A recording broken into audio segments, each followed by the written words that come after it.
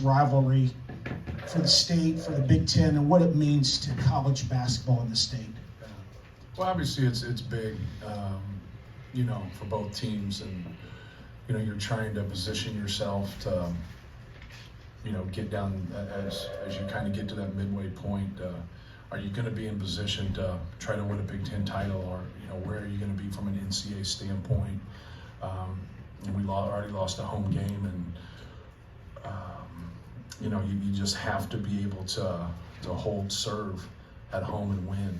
And but no, it's a huge game, for both teams, and the rivalry's big. But more than anything, like just trying to get another win in the Big Ten and try to keep our positioning, where it is. And obviously we got 9 more games to play, but this was a huge win for us. We're very fortunate because the other team deserved to win too. Matt, what's the message going into halftime and then in the second half over kind of the couple of the plays that just turned it in your favor? I thought they manhandled us a couple times at the rim. I thought they were quicker to the ball than we were. That was first and foremost. I thought Luke Goody had a big hand in the first half. He got away from us a couple times. At least one of them, maybe 2 of them, were spray out threes after offensive rebounds. But I thought he was a big player in that first half. Obviously Mabako has a huge game, and Trey Galloway was really good in the second half. But yeah, that was it.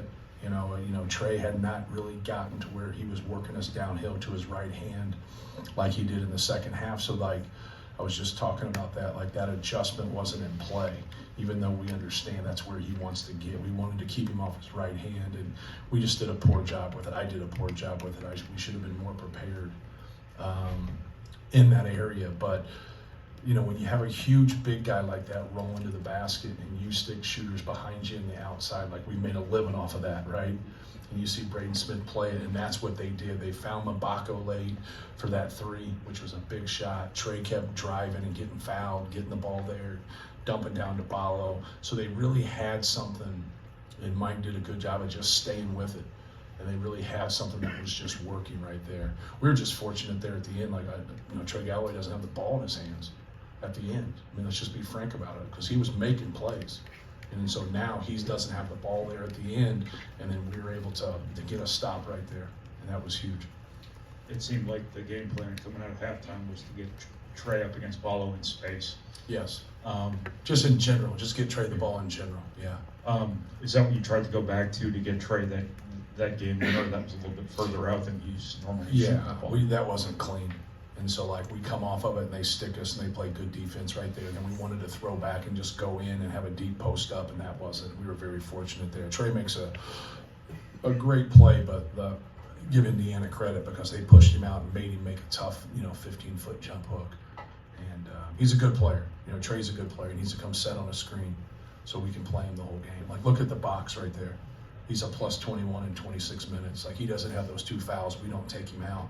How does that adjust the game where we have a place to go with the basketball and make them play? Because the one thing that you want is you want to play off of Braden Smith and you want to play off of Trey Kaufman-Renn. Now it really brings value to other players that can shoot the basketball. But now when you're just playing off of Braden and you don't have a post-up guy there, that gets to be that makes it a lot harder on us. Man, Jakari obviously had huge plays at the end of both halves, and just seemed to have a lot of poise for a freshman in a game of this magnitude. Was that something you noticed about him before he got here, that he was kind of clutch and cool in those situations? Yeah, he's always made plays at the end of games, whether it's AAU or for Grayson, his high school team. He's always a guy that's one of the basketball-made plays. You can see how he's starting to get more comfortable out there, on both ends of the court. But I thought he was really good tonight. They had a slight rebounding advantage, but just, I guess pound for pound overall, physicality-wise, what do you think you got out of your team tonight? Yeah. Well, I thought we hung in there. I think if you look at what was our biggest strength is being able to force them into 20 turnovers. I think that's what they got to look at and want back. If they just have 15 turnovers, they have 5 more possessions, the game changes. We're looking at it from a rebounding standpoint. So I think we out-rebounded by 1 in the second half, but they had us by 7, I think, in the first half. So I normally go to the possession piece of it more than anything. But hats off to them. Like they deserve to win. And they did. Both teams deserved to win. Like we were very, very fortunate, to win the game. So like going back, like you got to look at wins sometimes like losses, not in terms of because you feel good about it. You know what I mean? Like the one possession and they win, you feel awful about it. But we have to do a better job rebounding.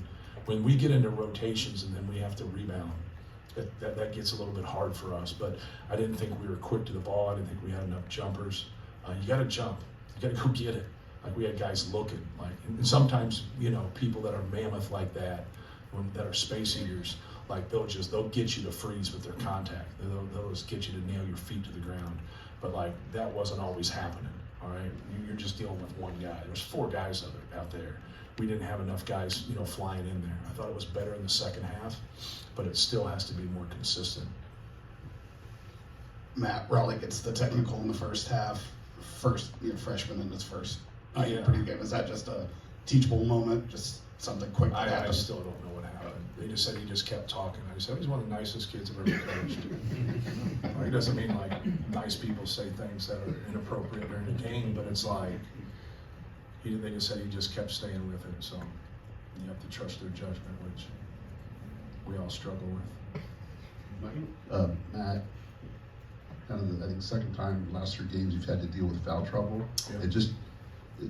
What happened tonight is that a sign that you see that your bench continues to improve and give you some productive minutes there while guys sit? Yeah, both the fouls on the screens by Trey Kaufman were good calls. Like you can't move there at the end.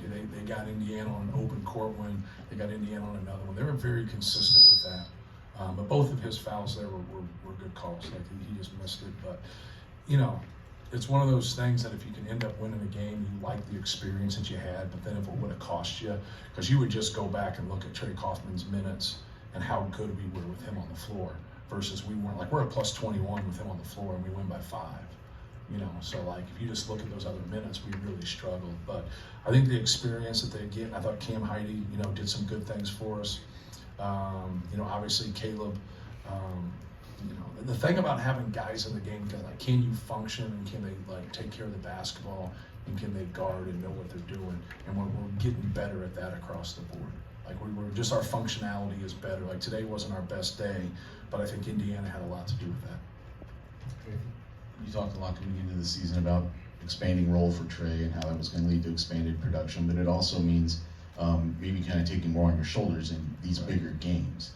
Was there something about him that you thought would also be ready for that moment, just kind of the magnitude of having to be the guy that carries the emotion and the pressure of those moments? Right, well he's worked really hard, he's put in a lot of time, and I build confidence in guys through just watching them and seeing how productive they are in workouts and practices and things of that nature. So he's always been, making those improvements. Now he's got to be more accountable. Like you can't leave the game right there on something. Sometimes you get to where you compete and like you go get a ball, someone slides under you and you just go over their back, but you didn't intend to do that. When you're setting a screen, you're intending to set a screen. Like be legal. And we spend a lot of time on screens. It's very important for how we play. But like you got to be legal. Like that accountability is where he's got to grow because we need him to stay in the game. And then he doesn't like the shuffling back and forth. Well, what the hell are you supposed to do? You got to protect somebody that means so much for you. But then like we don't get him back in there, we're not winning that game, right? But no, he's worked really hard and he's done a great job and he's one of the best bigs in our league. He's very consistent. Like in the games that he struggles, you're like, man, he's just got to be better. Then you look at the box score and he's got 17 and 8. He's really been consistent for us. Last one. Could you go into that last possession kind of on Indiana's end of the floor with Jakari just able to get in front of Rice and just have good defensive position? That's what you're hoping, like at that point, and he limits himself by coming up the side of the court. So then you can load up a little bit, but he didn't get deep enough, with that drive. And so that, you're on the move. So like you got to be able to guard him and to load up right there. And that was like for us, like our concern in that situation would have been Trey Galloway. Like that was who was torching us. Like he was getting to the rim, he was making plays. He was the guy that was feeling it, and Mabaka was just steady. Like he was steady the whole game. I know he ends up having 25, but he was like consistent. Had a good first half, had a good second half, and he really got it. So the guys that were getting us, don't have the ball in their hands, and so like now we want to keep that, and you're up against the clock. So we were, like I said earlier, we were very fortunate. Can you just put into perspective what Jakari and CJ's collective comfort, their improvement, whatever it might be, has meant to your team right now, whether it's CJ rebounding, Jakari defending, both of those guys being able to get out in transition? Yeah, just, being solid, and, it's really hard when guys, CJ starts and plays 17 minutes. I had him way too much in the second half. I've done that a couple times, but it's hard because you're playing other guys. Like, you're trying to give guys that are playing well, that rhythm, and not get him out of rhythm. But no, they both improved defensively. Their ball pressure has really helped us. We lead the Big Ten in forced turnovers, and I think anybody that covers us would laugh at that, 6-7 weeks ago, me included. And they've just kept getting better. They've kept improving, and now they give us something that we didn't have earlier in the year, but they're also learning to be consistent sometimes with inconsistent minutes. They both play 17 to 21 minutes, and Miles plays 10 minutes. That's hard, man. When you play 35 minutes, you get a feel for what's going on out there. But they've really given us a punch, and they've done a lot of little things for us. CJ has 0 turnovers, and G has 0 turnovers. So being able to play the game, not turn the ball over, and do a good job defensively, really helps us. Thank you, guys. Thank you.